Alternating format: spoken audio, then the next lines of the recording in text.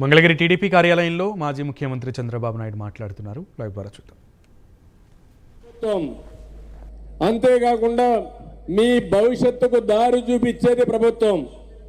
అలాంటి కాకుండా మన జీవితాలతో ఆడుకునే పరిస్థితి వచ్చింది. నేను ఒకే విషయం మిమ్మల్ని కోరుతున్నా. ఈరోజు ఇదే ముఖ్యమంత్రి ఎన్నికల ముందు ఏం చెప్పాడు, ఈరోజు ఏం చేశాడు? ఈ 10 క్వశ్చన్స్ అడుగుతున్న స్ట్రైట్గా అవి కానీ ఆన్సర్ చేయగలిగితే నేను కూడా ఆనందంగా ఫీల్ అవుతాను. కేంద్రం మెడలో వంచి ప్రత్యేక హోదా తెస్తా అన్నాడా లేదా అని మిమ్మల్ని అడుగుతున్నా. చెప్పాడా లేదా? ఆ రోజు 25 మంది ఎంపీలను గెలిపించమన్నాడా లేదా? 22 మంది ఎంపీలను గెలిపించారా లేదా? 10 మంది రాజ్యసభ 8 మంది రాజ్యసభను గెలిపించారు. అంటే దగ్గర 31 మందిని గెలిపించారు. నేను అడుగుతున్నా మిమ్మల్ని, ప్రత్యేక హోదా తెచ్చాడా? కేంద్రం మెడలో ఉంచాడా? కాదు, మెడలో దించాడు. అంటే మాటలు చెప్పినప్పుడు మాత్రం కోటలు దాటాయి, ఇప్పుడు చేష్టలు మాత్రం గడప కూడా దాటడంలా. దీనికి సమాధానం చెప్పాల్సిన అవసరం ఉందా లేదా? రాష్ట్రంలో ఉండే 5 కోట్ల మంది ఆలోచించుకోవాల్సిన అవసరం ఉంది. రెండోది, బంగారు లాంటి పోలవరం ఈ రాష్ట్రానికి ఒక వరం. పోలవరం పూర్తయితే, నదుల అనుసంధానం జరిగితే ప్రతి ఒక్క ఎకరాకు నీళ్లు ఇచ్చే అవకాశం ఉంది. రాయలసీమ రాళ్లసీమగా మారిపోకుండా రతనాల సీమ కావాలంటే పోలవరం నీళ్లే మనకు దిక్కు. ఆ విషయం మీరు గుర్తుపెట్టుకోవాలి. కృష్ణా నదిలో నీళ్లు తక్కువ ఉన్నాయి, పైన ప్రాజెక్టులు కడుతున్నారు, నీళ్లు కూడా వచ్చే పరిస్థితి లేదు.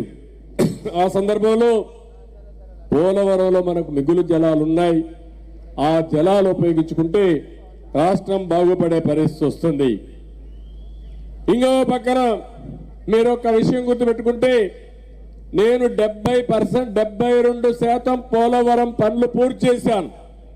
అదే తెలుగుదేశం పార్టీ అధికారంలో ఉండుంటే 2020కి పోలవరం పూర్తి చేసి జాతికి అంకితం చేసేవాళ్ళం. ఈరోజు అడుగుతున్నా, ఏం చేశారు మీరు ఈ పోలవరాన్ని?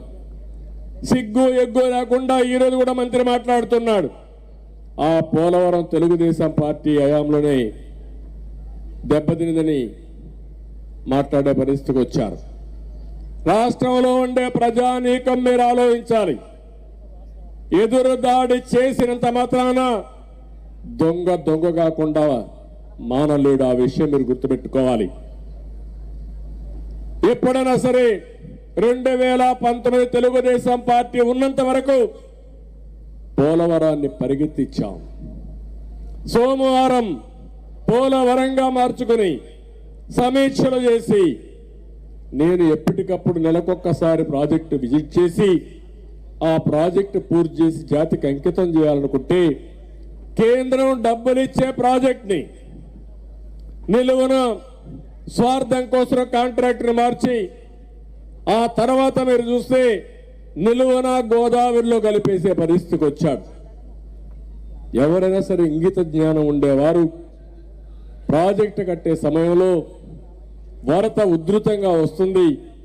ఆ వరద ఉధృతంగా వచ్చినప్పుడు మనం కట్టిన కట్టడాన్ని కాపాడుకునే బాధ్యత ఉంటుంది. ఆ బాధ్యత లేకుండా ప్రవర్తించాడు. కాఫర్ డ్యాం పోయింది, డయాఫామ్ వాల్ పోయింది, వీళ్ళు కట్టిన గైడ్ బండ్ కూడా కూలిపోయే పరిస్థితికి వచ్చింది. 2020కి పూర్తి కావాల్సిన ప్రాజెక్టు ఎప్పుడు పూర్తవుతుందో ఎవరికి తెలియని పరిస్థితి వచ్చిందంటే, దీన్ని ఏ విధంగా అభివర్ణించాలో అర్థం కాలేదు. బాధ, ఆవేదన నా కోసరం కాదు, తెలుగు జాతి కోసరం కట్టవలసిన ప్రాజెక్ట్ ఇది. నిన్న మొన్న మీరు చూస్తే వరదలు వచ్చి మొత్తం రాష్ట్రం అంతా దెబ్బతినే పరిస్థితికి వచ్చి, తుఫాన్ వచ్చి, ఇంకో పక్కన ఎంత దుర్మార్గమైన వ్యక్తి అంటే, పోలవరం వచ్చే వరకు పట్టసీమ ద్వారా నీళ్లు తేవాలని నేను పట్టిసీమ తీసుకొస్తే ఆ నీళ్లు కూడా వాడకుండా జాతి ద్రోహం చేసిన వ్యక్తి ఈ జగన్మోహన్ రెడ్డి అని చెప్పి కూడా నేను మీకు తెలియజేస్తున్నా. యువతున్నారు, ఎన్నికల ముందు చెప్పాడు జాబ్ క్యాలెండర్ అన్నాడు, జనవరిలో జాబ్ క్యాలెండర్ వస్తున్నాడు. ఇచ్చాడా? ఎవరికైనా ఒక్కడికి ఉద్యోగం ఇచ్చాడా అని మిమ్మల్ని అడుగుతున్నా. నిన్నే మీరు చూశారు ఆంధ్రప్రదేశ్లో నిరుద్యోగ సమస్య 24%. దేశంలోనే హైయెస్ట్ నిరుద్యోగులు ఎక్కువ ఉన్నారంటే అది ఆంధ్రప్రదేశ్లో వచ్చే పరిస్థితి వచ్చింది.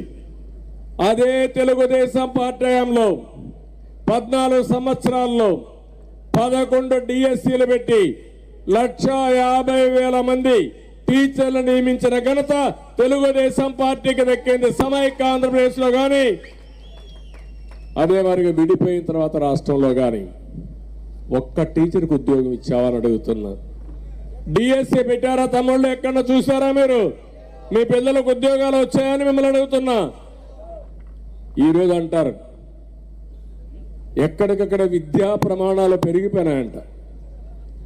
టీచర్ లేడు, ఉండే స్కూళ్ళు మూసేశారు.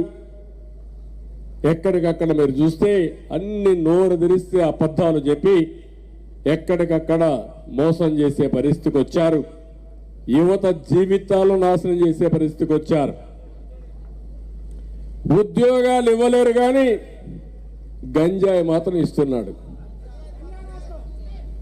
ఎంత దుర్మార్గమో మీరు ఆలోచించండి. ఓసారి సిగ్గు అనిపిస్తుంది ఈ రాష్ట్రంలో వీళ్ళు చేసే పనులు.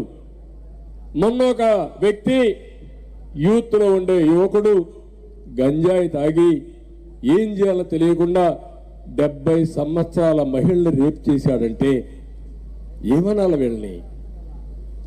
ఎప్పుడైనా 5 సంవత్సరాలుగా మీరు చూసారు ఒక్కసారైనా సరే ఈ గంజాయి గురించి సమీక్ష చేశాడా ఈ ముఖ్యమంత్రిని అడుగుతున్నా మిమ్మల్ని. అలాంటి వ్యక్తికి పరిపాలించే అర్హత ఉందా అని మిమ్మల్ని అడుగుతున్నా. మన పిల్లల భవిష్యత్తు సర్వనాశనం చేసే పరిస్థితికి వచ్చారు. వ్యవసాయంలో ఏ పంట లేదు కానీ గంజాయి పంట మాత్రం బ్రహ్మాండంగా ఫుల్గా అభివృద్ధి చేసే పరిస్థితి వచ్చింది.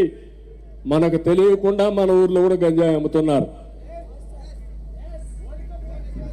ఎక్కడ కూడా దొరికే పరిస్థితి లేదు. ఇంకో పక్క మీరందరూ ఒకటే గుర్తుపెట్టుకోవాలి, మద్యపాన నిషేధం చేస్తానని చెప్పాడా లేదా?